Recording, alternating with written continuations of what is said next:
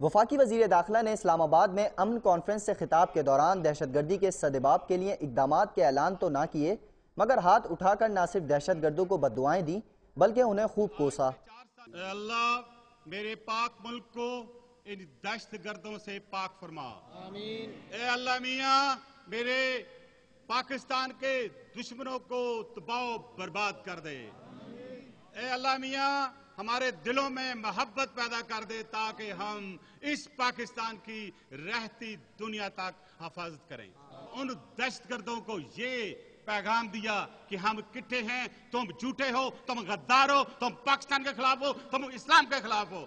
ملک کی بہتری کے لیے کوئی لائحہ عمل بیان کرنے کے بجائے وفاقی وزیر داخلہ محض پرجوش نعروں پر ہی گزارا کرتے نظر آئے۔